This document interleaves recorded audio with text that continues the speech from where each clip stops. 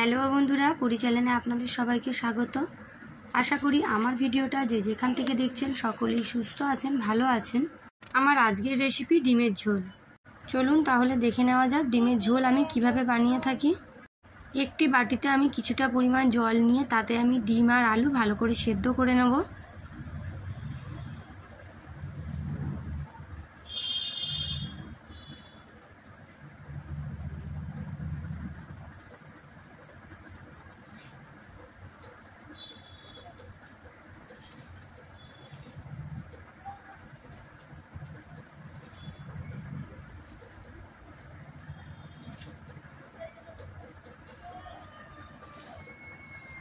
Half চামচ পরিমাণ নুন দিয়ে একটা ঢাকনা দিয়ে আমি ঢেকে ভালো করে ডিম আর আলু সেদ্ধ করে নেব। এদিকে আমার ডিম ভালো করে সেদ্ধ হয়ে গেছে, এখন আমি একটি প্লেটে তুলে নেব। এবারে ডিমের খোসাগুলো ভালো করে ছাড়িয়ে নিতে হবে। সব ডিমের খোসা আমি ভালো করে ছাড়িয়ে নিয়েছি। এদিকে আলুও আমার সেদ্ধ হয়ে গেছে। এবারে একটা কড়াইয়ে 2 চামচ মতো সর্ষের তেল দিয়ে তেল ভালো করে গরম করে নেব।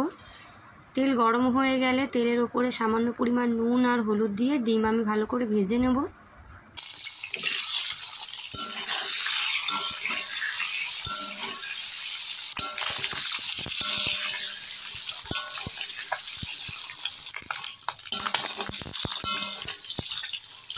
ডিম ভালো করে ভাজা হয়ে গেলে ওই তেলের মধ্যে আবারও আমি আলুগুলোকে একটু হালকা করে ভেজে নেব।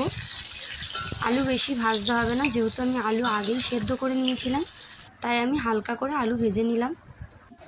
এবারে কড়াইয়ে সর্ষের তেল ভালো করে গরম করে নিয়ে দিয়ে দিয়েছি তেজপাতা আর গোটা গরম মশলা।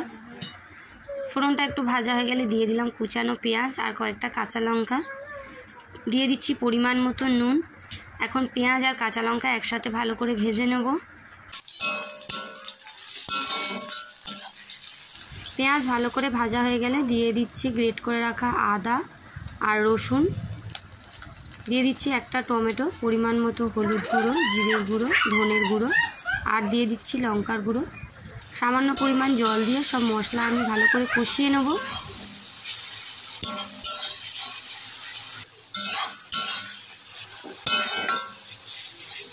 পুরো মশলাটা আমি খুব ভালো করে কষিয়ে নিয়েছি। মশলা থেকে তেলও সাইড হয়ে গেছে। এখন দিয়ে দিলাম পরিমাণ মতন জল। ঝোল ফোটা পর্যন্ত আমি রান্নাটাকে করে নেব। ঝোল ফুটে গেলে দিয়ে দেবো ডিম আর আলু। আবারও আমি 4 থেকে 5 মিনিটের মতন রান্নাটাকে করে নেব।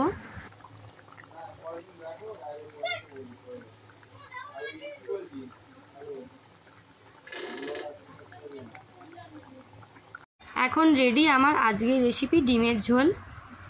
আমার এই রেসিপিটি যদি আপনাদের পছন্দ হয়ে থাকে তাহলে একটি লাইক দিয়ে কমেন্ট করে জানাবেন। আর এরকম আরও ভিডিও পেতে চ্যানেলটি সাবস্ক্রাইব করে পাশে থাকবেন। পাশে থাকা নোটিফিকেশান বেল অনটি অন করে অল বাটন প্রেস করে দেবেন, যাতে করে আমি ভিডিও দেওয়া মাত্রই ভিডিওটি সবার আগে আপনাদের কাছে পৌঁছাতে পারে।